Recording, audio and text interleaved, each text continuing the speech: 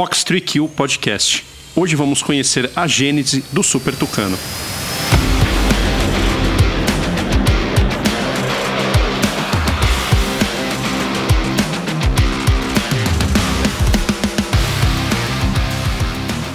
Fala pessoal, tudo bem? Sejam bem-vindos a mais um episódio de Fox 3Q Podcast, um programa que tem patrocínio master da Saab, que é a fornecedora dos caças F-39 Gripen da Força Aérea Brasileira.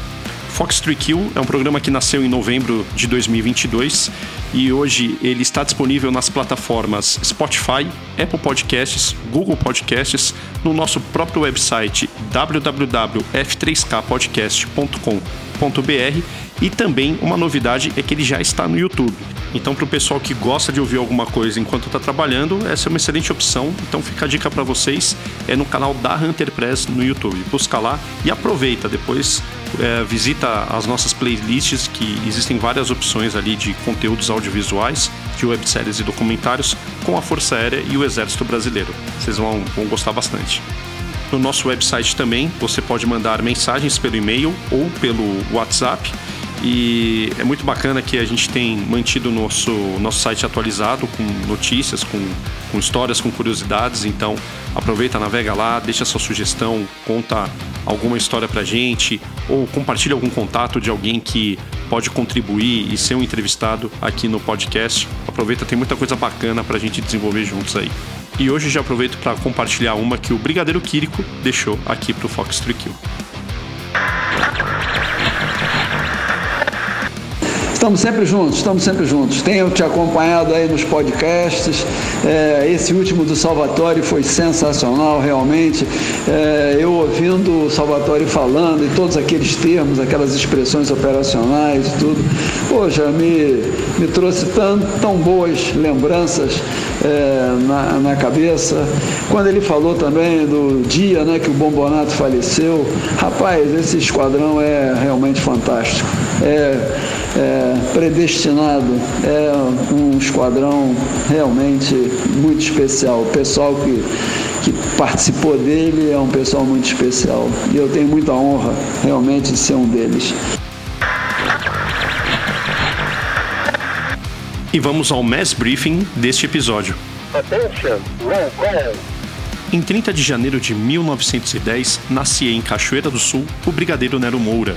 Eternizado como patrono da aviação de caça da FAB, ele liderou o primeiro grupo de aviação de caça na Segunda Guerra Mundial para combater no Teatro de Operações da Itália, utilizando os Republic P-47D Thunderbolt. Sob a liderança e o comando de Nero Moura, o primeiro grupo de aviação de caça escreveu uma das mais gloriosas páginas da história da Força Aérea Brasileira.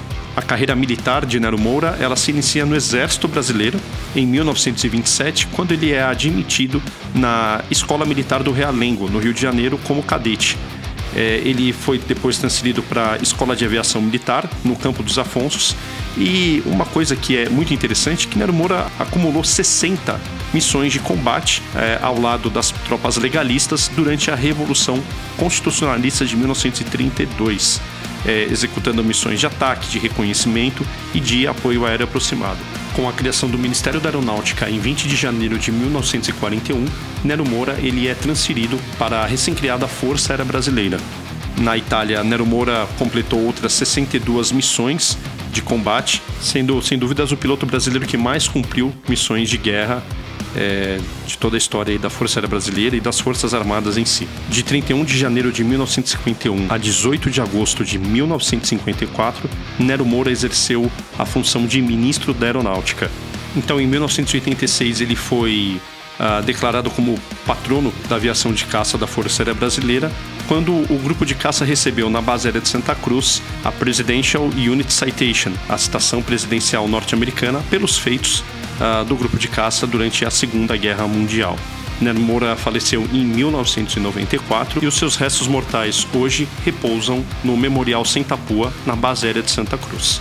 A verdade é que nós poderíamos ficar aqui um programa inteiro só falando dos feitos e da contribuição que Nero Moura deu para a aviação brasileira. E está nos nossos planos chamar um convidado aqui para falar sobre essa personalidade ímpar da FAB. Attention, roll call. O avião do tema de hoje é sem dúvidas um sucesso operacional em quase todos os continentes, com mais de 500 mil horas voadas, sendo que dessas 60 mil em combate, o Super Tucano é um avião que mudou a forma de como as forças aéreas podem combater em teatros de operações de baixa intensidade, com uma plataforma muito bem equipada em relação a sistemas embarcados, a tecnologia e até mesmo armamentos guiados de precisão, e ainda por um custo operacional muito baixo e tendo uma disponibilidade muito alta e podendo operar ainda próximo da linha de combate e de aeródromos com baixíssima infraestrutura de solo. O Super Tucano ele é a bala de prata de várias forças aéreas em que opera, tendo em vista que os países não dispõem de outra plataforma de combate, de um avião de caça, além do Super Tucano, para defender questões internas e até mesmo fazer a repressão de inimigos externos que tentam desestabilizar o seu país. O Super Tucano ele nasce inicialmente como uma evolução do Embraer 312 Tucano, que é um outro case de sucesso na parte de treinamento avançado, com mais de 600 exemplares produzidos, mas ele acaba recebendo tantas modificações e ele evolui tanto que a similaridade com o Tucano acaba sendo praticamente somente no nome, né? Ao contrário do Tucano, que é um treinador avançado com capacidade secundária para ataque leve e caça, o Super Tucano ele é uma plataforma projetada para fazer a formação avançada dos pilotos de caça de uma força aérea, para cumprir missões de policiamento de espaço aéreo e também missões de ataque e apoio aéreo aproximado. Dessa forma, em várias forças aéreas, ele acaba tendo um emprego dual de treinamento e de combate, como é feito no Brasil hoje. A formação do piloto de caça é feita com Super Tucano em Natal e também essas aeronaves são utilizadas para uma série de missões operacionais nos esquadrões que estão em Porto Velho, Boa Vista e Campo Grande. Mas a gênese do Super Tucano ela é muito interessante. No final dos anos 80, início dos anos 90, a Embraer estava participando de um programa para fornecer uma aeronave comum que atendesse ao treinamento do piloto militar na Marinha e na Força Aérea Norte-Americana. Então o Brasil começou a modificar o Tucano para atender aos requisitos conjuntos estabelecidos pela Marinha e pela Força Aérea Norte-Americana, no que foi conhecido como Joint Primary Aircraft Training System, o JPATS. Foi então que dois tenentes, tendo contato com aquela aeronave na Embraer, ali no início dos anos 90, e visualizando que o Brasil poderia contar com uma plataforma mais adequada para o cumprimento de missões do tipo de apoio aeroaproximado, de ataque e de policiamento de espaço aéreo, num teatro de operações de baixa intensidade e mais adequado para a missão, mais capaz em termos de armamentos, de autonomia, de sistemas de bordo. Então, esses tenentes, utilizando a experiência que eles tinham tido na 2ª Esquadrilha de Ligação e Observação, eles começaram a propor uma ideia da Embraer modificar aquela variante que estava sendo oferecida no programa dos Estados Unidos para criar algo específico para essa missão de combate. Essa história eu conto em detalhes no livro que eu escrevi, o ENB 314 Super Tucano, Brazil's Turboprop Success Story Continues, da Arpia Publish, em inglês. Em breve ele vai estar disponível para venda aqui no Brasil pelo site do Esquadrões de Combate, mas a história é tão interessante que eu estou trazendo de volta aqui para o podcast uma das pessoas, um daqueles dois tenentes que fomentou a ideia de criação do projeto que virou o ALX e depois se tornou o Super Tucano que nós conhecemos hoje, que é uma plataforma excepcional. Neri, seja bem-vindo ao nosso episódio de hoje, ao nosso programa de hoje.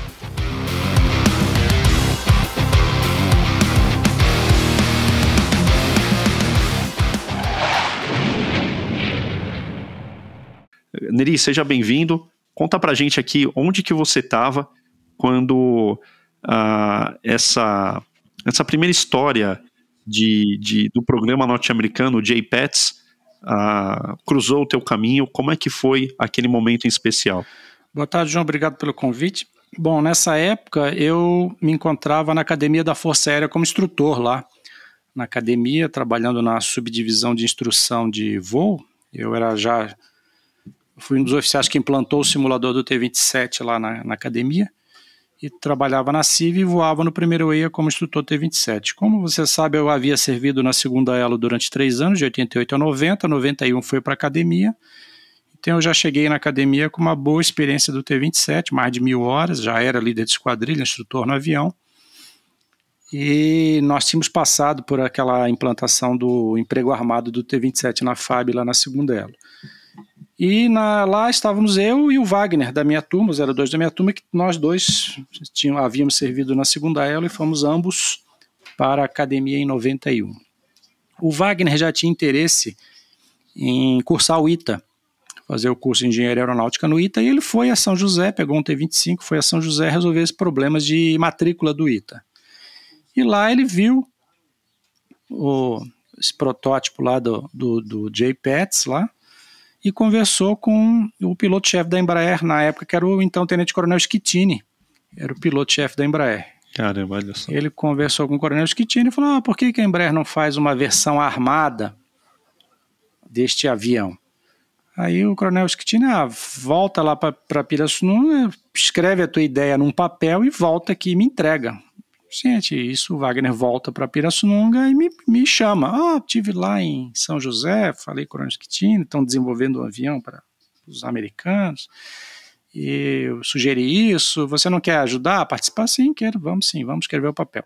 Tudo isso era papo de hangar de pátio ali, papo de pista, tudo informal. Aí lembrando que naquela época, nos 90, o acesso à Embraer era livre, você podia estacionar um avião no pátio da Embraer, não é a dificuldade que é hoje, né? Que uma empresa privada antigamente era uma empresa estatal, e o oficial de macacão lá tinha livre acesso a qualquer local da Embraer que a gente quisesse entrar, não tinha problema nenhum. Não precisava ter visita marcada, horário, nada, era só chegar. Nada, não precisava, era só chegar. Só pegar uma Kombi, aquela Kombi amarela, né? Ir pelo pátio mesmo e entrar lá no pátio. Tomava um café lá na Embraer, uma água. Tomava um café, uma água, sem problema nenhum. E os pilotos de prova lá, alguns, tudo ex-Fabiano, né? Alguns já eram conhecidos. Era bem tranquilo, era a segunda casa praticamente. Então o Wagner me chamou, então vamos sim. Aí sentamos na casa dele, tomando um café com as esposas lá, que eram amigas. O que você acha? Não, o avião tem que ter isso, tem que ter aquilo. E para fazer o quê? Aí nós imaginamos, com a tecnologia da época, o que o avião poderia ter. Um GPS, um visor giro estabilizado, uma blindagem. Isso trazendo a experiência de segunda elo, com o Tucano. O que poderia ser melhor no Tucano? Experiência de segunda elo. Pneu de baixa pressão para operar em pista não preparada, injeção de nitrogênio no tanque de combustível para não explodir o tanque e coisas do gênero. Chaflé, que já existia, né? Chaflé dispenser no avião, essas coisas assim. Tanque de ponta de asa, igual o Chavante tinha. E aí nós escrevemos, e ele não sabia, a computação estava iniciando, né? Ele não sabia mexer em computador, e lá na AFA já tinham na minha sessão um computador, e eu fui lá digitar aquele Word pré-histórico, né? Escrevemos a caneta. Era um DOS, né? Isso, um DOS. Aí fui digitar o texto, computador, e aí nós pedimos para a sessão de desenho da AFA fazer um desenho do avião como seria, baseado no desenho que tinha na própria TO do T-27. Pega um T-27, aquele desenho do manual do T-27, e demos uma melhorada. E aí foram 5, 7 páginas, eu tenho aqui em casa, uma vez você me pediu, João, eu não achei, mas agora achei. Tá aqui em casa, né? Achei o documento original, pré-histórico. Pessoal, estou colocando lá no site para vocês darem uma olhada, é muito bacana a ideia que os dois tenentes na época tiveram, usando as experiências que eles tinham absorvido até então na segunda elo. E nós fomos levar lá, no dia marcado. Lá chegando, procuramos o coronel Schettini. Nós viemos aqui atrás dele, e a sala do Schettini ficava bem naquele hangar no F-76 ali, bem onde eles fazem agora a entrega de aeronaves ali. Não, o coronel Schettini não está aí, não, que a gente vai entregar um documento para ele. Não, vocês têm que ir em outro local, vai ter uma pessoa esperando vocês lá. Onde é? Lá na seção de inteligência de mercado, se eu não me engano, e comunicação social. Aí fomos lá, e o engenheiro Anastácio Katsanos, que hoje escreve aquela página lá da revista Força Aérea, né? É verdade. Não estava lá nos aguardando. Tudo bem, vocês que são os tenentes aí, viemos aqui falar da ideia. Aí chamou a gente para a sala dele. Ele tinha um auxiliar que trabalhava com ele lá, que depois acabou assumindo a função. Eu vou lembrar o nome, é um grande amigo, mas eu estou esquecendo o nome. Inclusive ele é guardião honorário, esse engenheiro, que era o auxiliar do Katsanos, também estava presente na sala. Não é o Medina, né? Medina, exatamente. Nilson Medina. Nilson Medina. Nilson Medina, grande amigo. E aí, qual a ideia? A ideia é essa, coisa e tal, e o Wagner falando muito, e o Wagner um pouco prolixo aí falando, porque isso? E a gente nos baseamos no A1 Skyrider. Ok. Aquele motor a pistão radial da Guerra do Vietnã, né? Operava tanto embarcado quanto na USAF. O que vocês tinham de referência? Que era a literatura que vocês tinham acesso? Nós, naquela revista, tinha uma revista antigamente chamada, acho que Air Power Journal.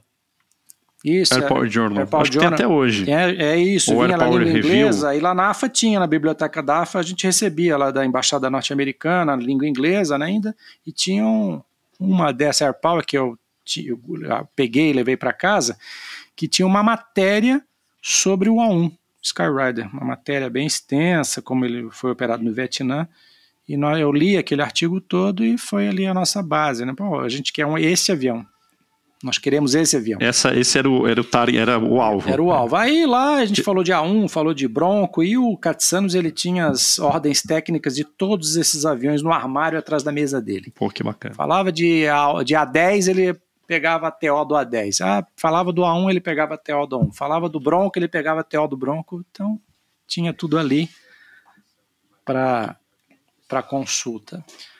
Aí ele achou a ideia excelente, não, e ele... Aliás, fazendo um parênteses, a Embraer perdeu inteligência de mercado, principalmente na área de defesa, quando o Katsanos saiu da Embraer, né? Até hoje a Embraer não consegue mais ter inteligência de mercado na área militar. Katsanos era ainda uma pessoa fantástica para isso. E aí, assim, ele comprou a ideia. Ele, como representante da Embraer, comprou a ideia. E aí, voltamos para Pirassununga. O comandante da academia, o brigadeiro Fernando Mendes Nogueira, ele gostava muito de mim. Não sei porque eu caí nas graças do brigadeiro Nogueira. E eu sempre ia na sala dele despachar as ordens de missão do Bandeirante, ele que assinava a ordem de missão do Bandeirante. A AFA tinha um bandeirante orgânico, né? Um bandeirante próprio para missões próprias. Isso, a AFA tinha 2. Dois. Isso, a AFA tinha 2. Tinha um branquinho e um camuflado. Interessante. Aí eu fui lá despachar uma ordem de missão, entrei na sala dele, já final do expediente, anoitecendo, ele chegou para mim, fiquei sabendo que vocês estiveram na Embraer. Eu falei, sim, senhor brigadeiro, o que vocês foram fazer lá na Embraer?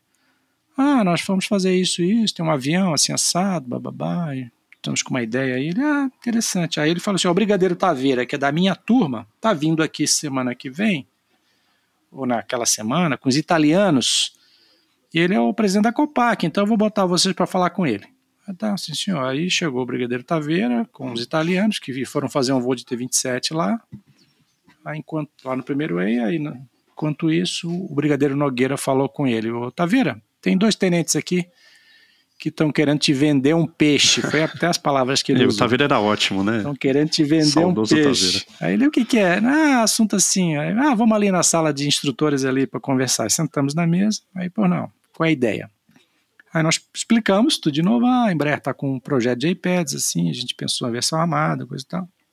Tivemos a Embraer nos deu carta branca, nos ajudou, interessante. Então, assim, ele assim, o seguinte, então semana que vem vocês vão a Brasília, vocês vão lá na Copac em Brasília semana que vem, conversem com o coronel, esse coronel é até irmão de um cara de 7-8 que foi meu instrutor no 2º e 5º, eu vou lembrar o nome desse coronel. Falem com o coronel tal que ele vai explicar para vocês o que fazer. Aí pegamos um T-27, fomos a Brasília na Copac. Ele tá lá, estava o coronel nos esperando. E a Copac naquela época era assim, era 2 salas, 5 oficiais, era bem incipiente ainda, né? A Copac foi criada por conta do projeto MX. Seria o coronel Mendes Ribeiro? Hoje ela é o que é. Não, Mendes Ribeiro era do EMAER. Certo. Era outro coronel. Aí lá, este coronel nos apresentou um rascunho da atual DCA 400-6, Ciclo de Vida de Sistemas e Materiais da Aeronáutica. Era um rascunho, que era fruto de uma monografia da ICEMAR. Algum coronel fez o curso nos Estados Unidos e trouxe a ideia para cá e apresentou como monografia da ICEMAR, e isso foi parar na Copac. Aí ele nos deu o papel, este aqui é um rascunho, vocês vão fazer o requisito, vocês vão escrever o requisito operacional deste avião, baseado neste documento aqui que eu estou entregando para vocês. Vocês fazem conforme está escrito aí. Sim, senhor. Aí quando estiver pronto, vocês vêm aqui entregar. Voltamos para Pirassununga, e iniciamos o trabalho. Aí aquelas 7 folhinhas acabou virando um caderno, né? E aí foi um trabalho muito árduo. E nós começamos aí frequentemente na Embraer, toda semana na Embraer, falamos com o Katsano, Katsanos, a Copac nos deu a missão, está aqui, nós vamos fazer, mas precisamos do seu auxílio, porque o que a engenharia pode fazer. Eu me lembro uma coisa que o Katsanos falava, ele dizia assim, não digam o que o engenheiro deve fazer, digam o que vocês querem. E eu vou dizer se é possível, se não é possível. Tá. E aí foi, e começamos a ter contato com full glass, cockpit, sistema inercial, etc e tal, né? Coisas que a gente não conhecia, a FAB não tinha quase nada disso, né? Vocês lá na Embraer começaram a ter contato com engenheiros também? Sim, nós conversávamos com o engenheiro. O Katsanos nos apresentava, esse é um engenheiro de aviônica, esse é um engenheiro de motor, esse é um engenheiro disso, daquilo. Inclusive o próprio Katsanos, talvez o motor seja esse, o PT667, é um motor comercial que a gente vai pedir para Pratt & Whitney fazer uma versão militarizada, que possa voar no dorso, etc e tal. E aí nós começamos a fazer, eu fazia um capítulo, o Wagner fazia outro, cada um fazia a sua parte. E o Wagner, coisa interessante, ele pegou esses dados do PT667 e ele acabou inferindo o consumo horário do motor, como seria. E ele fez um mapa da América do Sul e ele traçou os raios do avião nas configurações. Ah, que impressionante. Isso sem o avião existir. Sem o avião existir, ele acertou. Ah, impressionante. Ele acertou nos raios. Ele acertou. Antes do avião existir, ele acertou os raios. Ele sabia de onde o avião podia chegar nas configurações com bomba, sem bomba, lisa, etc. Tal. Tanto o Wagner é um gênio, né? Realmente um gênio. E aí fizemos o trabalho todo. Demorou uns 3 meses para ficar pronto. Eu sempre digitando. Aí mandei encadernar, tirar xerox. E você lembra da Eco 92, né? Lembro. Opa. A Eco 92, e aí começou a se falar muito de Amazônia, né? Esse assunto Amazônia ficou na moda, né? Internacionalização da Amazônia, aí que a imprensa começou a publicar os artigos de internacionalização da Amazônia, interesse dos países, Europa, coisa e tal, e o primeiro EIA tinha assinatura do jornal, o Estado de São Paulo, a Folha, não lembra? Todo dia chegava um jornal lá. E eu pegava, sempre que aparecia uma matéria falando de Amazônia, eu recortava, xeroquei tudo e tudo foi para o documento. E também aquele artigo do A1, Skyrider, foi tudo como anexo do documento, o mapa do Wagner, nós colocamos tudo lá. Até para embasar. Porque o objetivo já seria a Amazônia. Exatamente, a contra-insurgência. Ou seja, você precisava justificar a necessidade operacional. Tipo assim, a Força Aérea Brasileira necessita deste avião? Sim, por quê? E você precisa provar a sua tese, né? Então essa documentação, esses anexos eram a prova da tese. Tipo assim, a Força Aérea Brasileira precisa de uma presença armada na Amazônia, que não tinha. A primeira presença armada na Amazônia foi com os terceiros, que depois nós vamos falar sobre eles. E Neri, ele, naquele momento, você realizando todo aquele material, né, preparando todo esse embasamento técnico, teórico, o primeiro documento de 7 páginas, ele era uma necessidade operacional, como você falou, ou esse segundo documento mais robusto que descrevia uma necessidade operacional? Era o segundo mais robusto que descrevia de fato uma necessidade operacional. Inclusive a primeira página do documento tinha, começava assim, a Força Aérea Brasileira necessita de uma aeronave para fazer isso. Ponto. Já afirmativo. Afirmativo. E a partir daí você começava a destrinchar a parte técnica, que é o que nos cabia, né? O cenário, as missões, e aí o que o avião deveria ter. Tudo que o avião deveria ter. Aí fizemos o trabalho, encadernei, pronto, fui lá na sala do brigadeiro, está pronto, temos que ir a Brasília. Aí fizemos um ofício para encaminhar para vários setores lá em Brasília, e ele assinou o ofício, comandante da AFA, nós botamos tudo embaixo do braço, pegamos o T-27, fomos lá em Brasília, no Estado-Maior, eu e o Wagner. Lá chegando em Brasília, descobrimos que já havia uma reunião marcada para nós, a gente não sabia dessa reunião, foi uma coincidência, chegamos lá e estava o povo da 3SC3, a seção de sistema de armas do EMAER, que até hoje existe, 3SC3, que era o Coronel Mendes Ribeiro, chefe, o então chefe. Certo. Né? E essa seção, essa subseção, ela trata do que exatamente? Sistema de armas, assim, para a introdução de novos sistemas? Todos os requisitos e necessidades de armas saem dali. Sai dali para a Copac. Se a Copac vai comprar um avião, saiu da 3SC3. Né? O 3SC3 produziu um documento, o chefe do Estado da Moda Aeronáutica assinou, mandou para a Copac. Aí a Copac vai fazer um processo de aquisição. Mas quem dá ordem, as necessidades surgem no EMAE, que é o órgão de planejamento, né? Entendi. O órgão de direção setorial e planejamento. Aí tem a sexta subchefia, fala das estratégias de futuro. Tipo assim, eu acho que hoje a FAB precisa de um AWACS baseado no Embraer 190. É 2, 195 é 2, mas isso tem que sair da 3S3.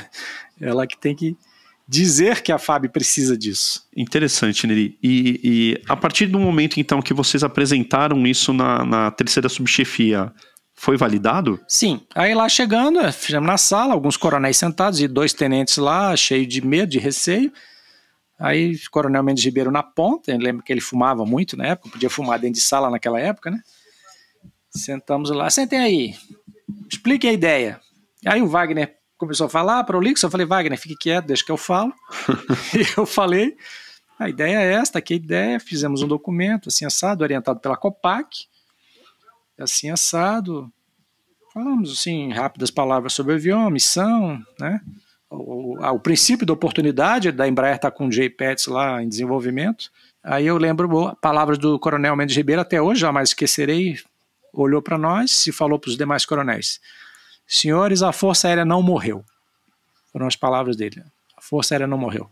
Vamos comprar a ideia dos tenentes. E por que não morreu? O que ele quis dizer? Porque a Força Aérea estava num marasmo, depois da compra do A1, né, do AMX, nada mais acontecia, né? Todo o dinheiro que a FAB tinha foi pro A1, né? Quase quebrou a Força Aérea A1. Tudo bem que a Embraer ganhou muita coisa, expertise, né? Mas o A1, falando preto no branco, quebrou a FAB. De fato quebrou, né? E não tinha mais dinheiro. E o Chavante já estava no estertor, né? Em 87, quando eu veio o Chavante, já estava crítico, né? Depois o motor começou a parar e a FAB estava numa sinuca de bico com o Chavante, né? E ela viu a oportunidade desse avião substituir o Chavante. Só que não era a ideia inicial do projeto, não era o que nós queríamos, eu e o Wagner. Só que o coronel Mendes Ribeiro falou, olha, este avião vai substituir o Chavante. Então vocês coloquem aí no documento de vocês um capítulo que ele vai substituir o avião para transição de caça. Aí eu escrevi esse capítulo, fui lá, digitei, né, dizendo que ele ia substituir o Chavante para formar piloto de caça, etc. E assim foi feito, tanto que ele foi implantado pelo Grupo Alfa lá no 2º Quinto. Que começou, né? O jogo que ele começou a implantação dele. Exatamente. Aí, lá nessa sessão, nessa reunião, tinha o Tenente Coronel Macedo. Era um engenheiro, formado pelo ITA também, aviador engenheiro, né? E coube a ele escrever o requisito oficial do EMAE, né? O RTLP, Requisito Técnico Logístico Industrial Preliminar, que aí já entrou a parte logística, né? Junto com o CONGAP, né? Como ia ser feita a logística, um documento bem mais... O documento oficial da Força Aérea. E, coincidentemente, o Macedo, esse Tenente Coronel Macedo, é pai do Coronel Macedo, que foi guardião, que eu fui comandante lá em Anápolis, que hoje é o chefe do GAC Embraer, coincidentemente. Certo. E aí saiu esse documento, o EMAR já estava... Nós já entregamos praticamente pronto, né, para o Coronel Macedo, ele melhorou, né, refinou o documento, detalhou melhor, né. Depois eu voltei a Brasília e ele me deu uma cópia, aqueles disquetes de 5 polegadas que tinha antigos, né? Ele me deu os disquetes e eu tinha uma cópia desse RTLP oficial. Imprimi, encadernei e guardei. E a partir daí foi assinado em 95, né? Foi assinado o contrato. A FAB assinou o contrato com a Embraer do A29, do ALX, né? Do ALX. E aí a aviação de caça, quando descobriu que ia trocar o Chavante pelo ALX, aí nossa, foi aí vários detratores, fizeram até uma musiquinha do cancioneiro da caça. Você lembra que tinha um Fiat Mille ELX naquela época? Lembro. Aí disseram que era disseram que o avião era o Fiat ELX e fizeram uma musiquinha né, sacaneando o ALX, e quem fez foi até o White, né, recentemente. E Neri, qual que era a diferença ali do Tucano para o Super Tucano? Porque eles são parecidos no nome, né, hoje, eles são depois, porque é um outro avião, correto? É outro avião. Em 92, instrutor na academia, eu fui para a Embraer ministrar a instrução do T-27 para os pilotos da Força Aérea Colombiana. A Força Aérea Colombiana comprou 14 T-27 e nós fomos 4 instrutores lá ministrar a instrução para os colombianos. E eu já estava rolando essa história do A-29, né? Já conhecia já o Coronel Schettini. E a Embraer tinha um Proof of Concept, lá tinha um demonstrador de conceito lá que eles chamavam de Ana-Raio, que era um T-27 com outro motor, né? E eu fiz um voo, convidado pelo Coronel Schettini, eu fiz um voo nesse demonstrador de conceito, ganhei um quadro, tudo. E você sabe por que é o Ana-Raio? Tinha aquela novela, né? Ana-Raio Zé Trovão, né? Eu acho que era por causa da pintura, não é isso? Exatamente, ele era azul... Isso, e tinha um raio amarelo, então virou Ana-Raio e Zé Trovão, é isso aí. Mas o A-29 é outro avião completamente diferente. Daquele primeiro documento de 7 páginas que vocês fizeram pro que foi a NOP, a necessidade operacional, o que vocês visualizaram que a aeronave deveria ter, em termos de sistemas, equipamentos, conceitos? Head-up display, sistema de navegação autônomo, assento 00, maior capacidade de armamento. Uma coisa interessante foi a metralhadora orgânica. Metralhadora orgânica. A Embraer não queria. Falou que não tinha jeito, eles queriam botar um casulo no pilone.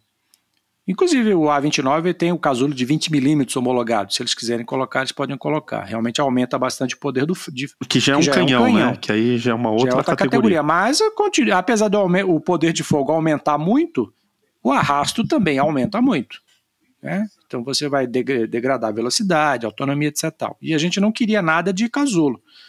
Nós queríamos porque queríamos a metralhadora orgânica. E aí o engenheiro responsável pelo projeto era o engenheiro Sérgio Horta, que depois foi o presidente da AEL. Até recentemente era o presidente da AEL. E a Embraer, como ainda é empresa estatal, a ligação com a Força Aérea era muito estreita, conseguiram no PAMB uma .50 emprestada. E o PAMB pegou uma .50, a .50 do Chavante e mandou emprestado para a Embraer. Eles fizeram um molde de isopor dessa .50. Olha só. O Sérgio Horta tirou o farol do T-27, que a asa era a asa do Tucano França. O A-29 usa a asa do Tucano França, com longarina, né? Diferente. Que é mais reforçada do que do T-27 normal, né? Normal que eu digo o nosso aqui. Que de 6G passou para 10. Para 8G, né? Acho que é 8G, 7 ou 8G. Aí tirou o farol e colocou ali, arrumou um lugar para colocar o molde de isopor, lá onde fica o farol. E aí eu me lembro que ele nos chamou, a gente estava lá na Embraer, naquelas idas que a gente ia toda semana, ele nos chamou, não, vamos aqui no hangar que eu vou mostrar para vocês. E ele estava lá, o J. Pets lá com uma metralhadora de isopor ali no lugar do farol. E ele perguntou, e o que vocês acharam? Eu falei, achei maravilhoso. Ficou excelente. Isso aí. E tiveram que voltar nos anos 40, 50 para descobrir como é que ia a fita de munição. Então foram lá no Spitfire, foram no Musal. Foram lá no Musal para ver o P-47, para ver como é que era colocada a fita de munição naquelas 4.50 do P-47. É uma janela em cima do extradorso, né? Você abre uma tampa no extradorso e entra a fita, o cofre de munição fica ali. E a Embraer teve que copiar isso para colocar no A-29, que já era uma tecnologia já que não se usava mais há muitos anos, né? E tanto que o A-29, no início, nos primeiros anos de operação, deu problema com relação à ejeção do cartucho. Certo. Tiveram problemas com a ejeção do cartucho. E depois a Embraer acabou resolvendo. Mas teve a saída no Musal para ver o P-47. Ou seja, buscar uma solução dos anos 40 para um projeto dos anos 90/2000. Aí. Buscar uma solução técnica. E é igual, né? A Exatamente. forma como é colocado, até o local, como que é a solução, realmente ela é idêntica praticamente, né? Claro, muda porque um tem 4, outro tem uma metralhadora, mas... Porque isso daí acaba que você não ocupa além do arrasto, né? Você também livra duas estações subalares para outras coisas, para tanque, ou para bomba, ou para foguete. né? Você ganha mais poder de fogo com a aeronave. E aí está lá, metralhadora orgânica, graças à nossa encheção de saco. Um grande ponto ali de uma mudança de conceito seria o Glass Cockpit, né? Você ter uma aeronave que abandonasse ali os reloginhos e fosse em direção a um painel digital. Isso foi um ponto de resistência na época? Não, foi inclusive uma orientação da Embraer, do Katsanos, porque na época a aviônica analógica já era mais cara. Antigamente ainda tem o sargento da especialidade BEI, né, aviônica, mas aí um cara para consertar um instrumento, outro cara para consertar o velocímetro, outro cara para consertar o climb. Agora está tudo numa tela só. E é plug and play, né? Você deu pane, você tira, né, e bota outra. E o avião está pronto para voar. E mais leve, né, também. E mais leve, exatamente. Você tem várias... Aí ali naquela tela você põe a informação que você quiser. Por exemplo, o A29 chileno, ele simula o radar do F-16. Exato. Tanto que no Chile tem um comandante da Força Aérea do Chile uma vez falou, né, que o melhor treinador do F-16 é o Super Tucano, porque ele... Sim. A simbologia é toda idêntica, né? O manche, manete, o painel, o head-up display. E aí também o conforto do piloto, a parte de ar-condicionado, a cabine é muito mais espaçosa, o sistema rotas, né? Tem um sistema rotas que o cara já sai dali. A comunalidade do A29 com F5 modernizado é muito grande, né? O sistema rotas deve ser praticamente igual, né? Então facilita bastante. Porque a entrada do Brasil numa aeronave mais moderna foi justamente com a AMX, né? Que o AMX foi o primeiro a ter o head-up display, foi o primeiro a ter uma tela ali, ainda que o painel fosse analógico, mas já trazia uma tela, um screen ali para ele com algumas informações, com acesso a algumas coisas. O AMX ele acabou trazendo uma série de conceitos que foi popularizado depois com o Super Tucano, com o F5 modernizado. E nele, pensando num teatro de operações de Amazônia, o que além do pneu de baixa pressão para você pousar em qualquer local, em uma pista mais curta, uma pista de cascalho, de terra, uma pista semi-preparada, que outras coisas a aeronave tinha que ter ali para facilitar a rotina de operação num aeródromo com pouquíssima infraestrutura? O OBOGS, pessoal, já foi instalado com essa finalidade, né? O OBOGS gera o próprio oxigênio, né? Você não tem que levar cilindro como o T-27 precisava. A gente, por exemplo, nós fazíamos campanha de interceptação em Tabatinga, lá na fronteira com a Colômbia. Tríplice fronteira, né? Brasil, Peru, Colômbia. A White Martins tinha que mandar oxigênio para lá, para a gente colocar no T-27. Agora você imagina a logística de mandar o oxigênio de barco subindo o rio Solimões até chegar lá em Tabatinga. Então o OBOG já eliminou isso aí. Outra coisa, o avião, nem sempre você vai ter uma fonte de força, uma GPU para dar partida. Então a gente já pediu uma bateria que permitisse uma partida com o uso da bateria. O T-27 não tinha isso. A bateria do T-27 não tinha amperagem, então a partida com bateria é muito quente, podia torrar o motor. São duas coisas básicas, né? Que já... Ou seja, você diminui o máximo possível de independência de solo.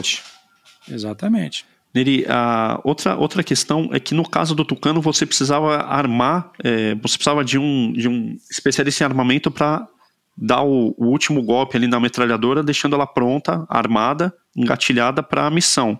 No caso do Tucano, não, né? No Super Tucano, não. Você comandava de dentro. Passou a comandar de dentro. Eu não tenho certeza, mas eu acho que sim. Com ar comprimido, né? Ou com nitrogênio, alguma coisa do gênero, assim. Eu não tenho certeza, mas eu acho que é verdade, sim. Tanto pode ser dado golpe externo com cabo, né? Como era dado no T-27.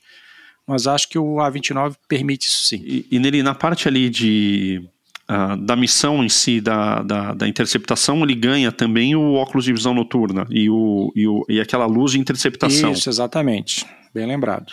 A capacidade de uso do uso do NVG e ainda o farol. Não sei se eles usam o farol com muita frequência não, mas o NVG, certeza absoluta. Inclusive, quando o A-29 foi implantado, quem ficou responsável pela implantação da doutrina de NVG foi o 2º Terceiro em Porto Velho, e houve intercâmbio com oficiais da Força Aérea Colombiana que foram a Porto Velho ministrar instrução do uso do NVG. Porque eles já tinham isso com o Tucano na época. Né, a Colômbia já operava já há algum tempo já. Antes da FAB, a Colômbia já operava o NVG. Na parte de precisão de emprego de armamentos, Neri, isso foi um salto também comparado ao Tucano? Você tem um head-up display, um sistema de armas mais aprimorado? Sim, claro, principalmente na parte ARAR, né? Também. O Tucano colombiano, ele tem um telêmetro laser instalado bem na entrada de ar ali, no nariz. Por que o colombiano pediu esse telêmetro laser? Porque lá eles iam fazer muito bombardeio em área montanhosa, na cordilheira.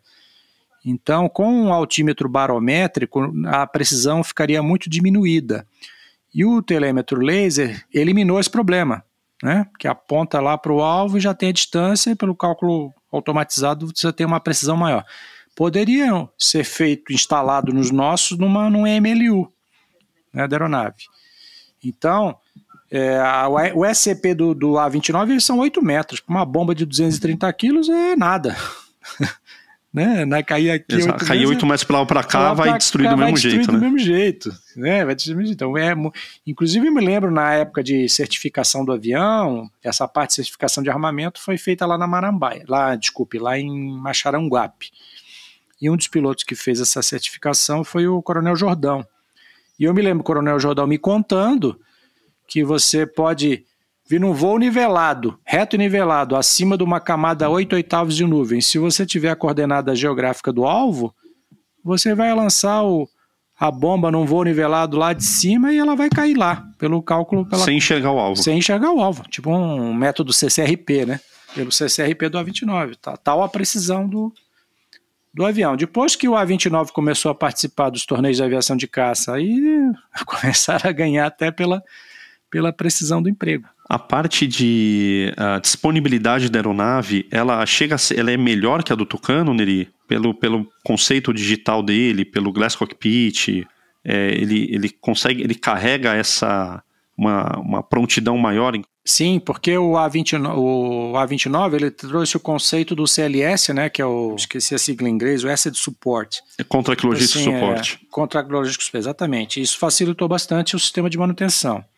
E, inclusive, o T-27, o Tucaninho velho, ele tinha um problema de acessibilidade no motor, né? Para você mexer no motor, você tinha vários problemas de acessibilidade, né? E o A-29 consertou isso, né? Você acessa parte do motor mais facilmente do que no T-27, facilitando, inclusive, a manutenção. Mas o A-29, apesar da sofisticação, não é um avião complicado para efeitos de manutenção, né?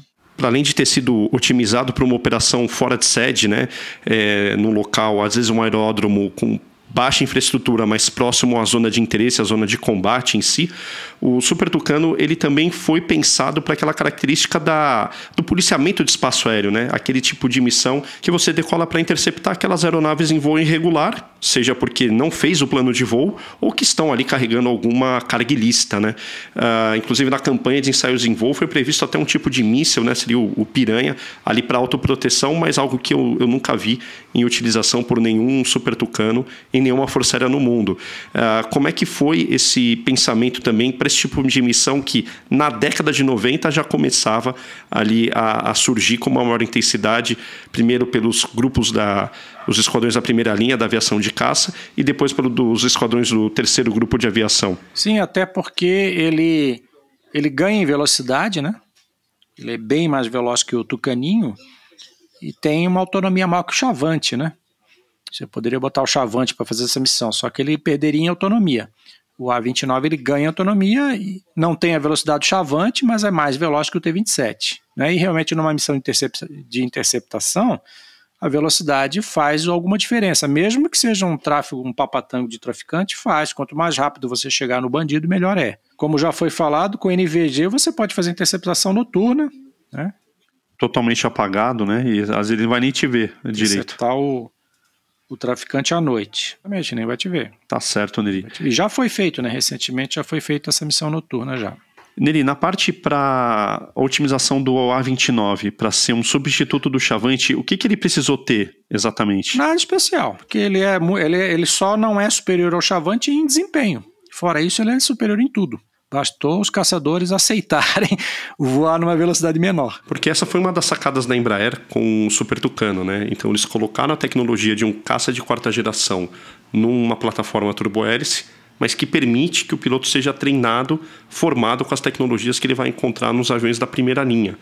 E o desempenho depois ele acaba ganhando isso, né? No próprio esquadrão ele consegue fazer essa conversão operacional e se adaptar à reação do avião a jato comparado com o turbohélice. Eu servi 7 anos em Anápolis, né? Então eu sempre perguntei para os Jaguares, eu sempre tive essa curiosidade, sempre perguntei para eles qual a dificuldade que eles tiveram de receber o garoto do Tucaninho, porque lá eles receberam gente do Tucaninho para o Mirage 3.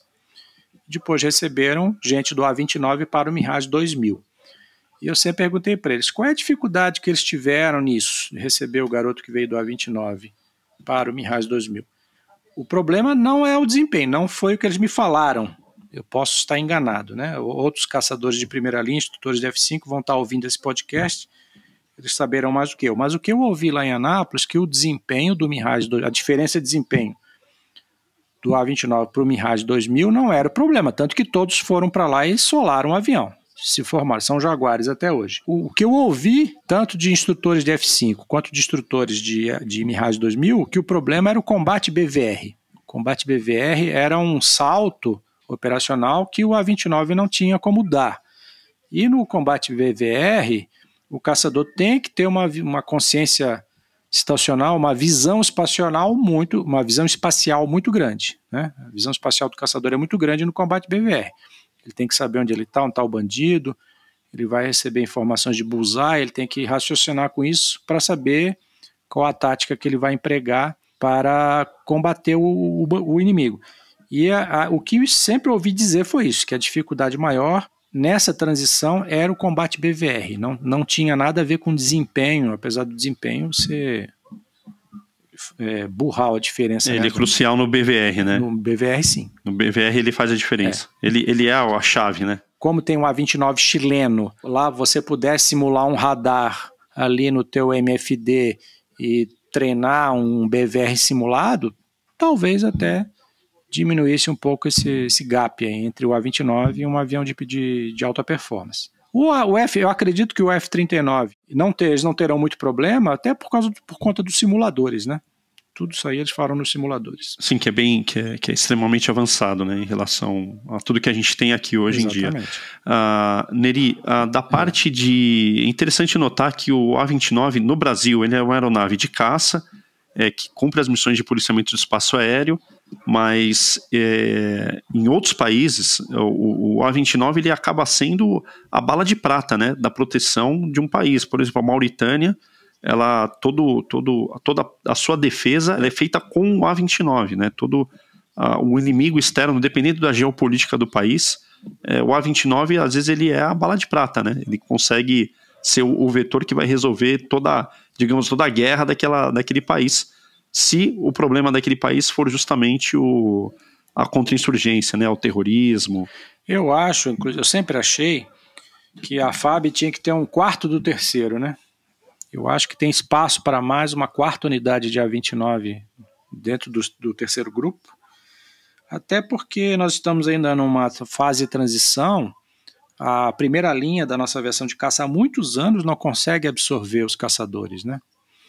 Você não consegue mais transferir o tenente capitão do terceiro para uma unidade F5, até de A1 não tem mais praticamente. Então eu acredito que nós deveríamos, e nós temos problemas de fronteira para ter mais uma unidade de A-29. Uma mais ao sul. Não sei, talvez até Cuiabá. Já se pensou em fazer uma base em Cuiabá, já.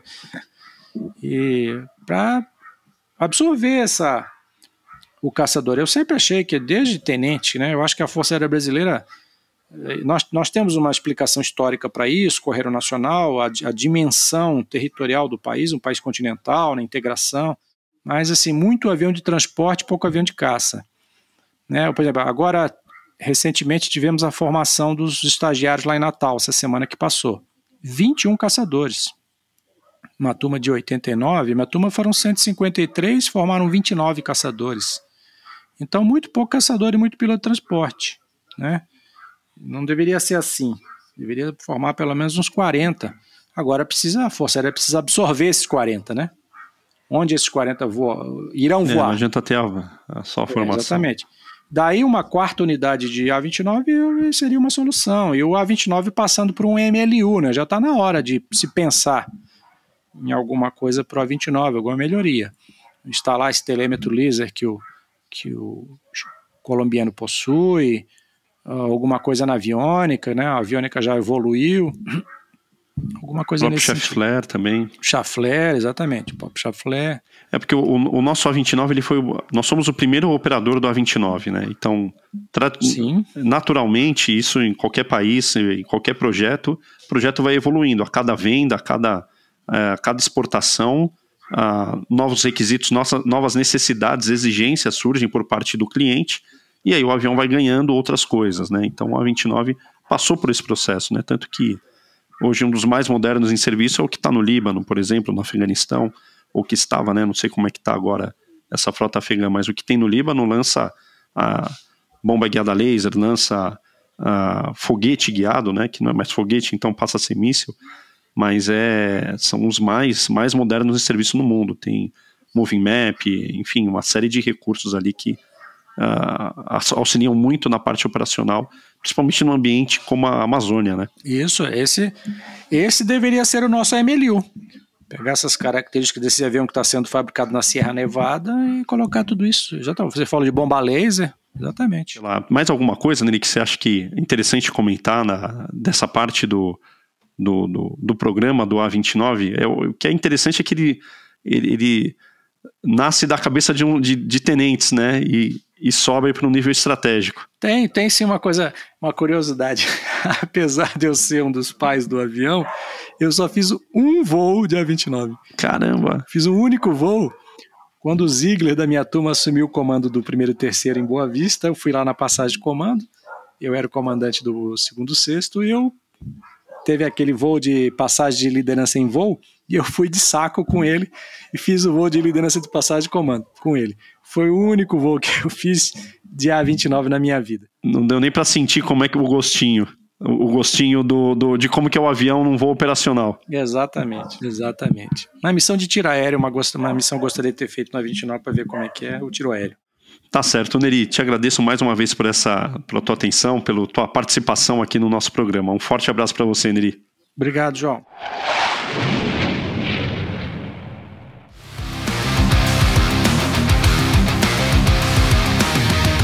Uma síntese da história do Super Tucano já está disponível no nosso website. Acesse lá www.f3kpodcast.com.br e confira alguns documentos que eu tenho certeza que para vocês serão inéditos. Um forte abraço e até a próxima!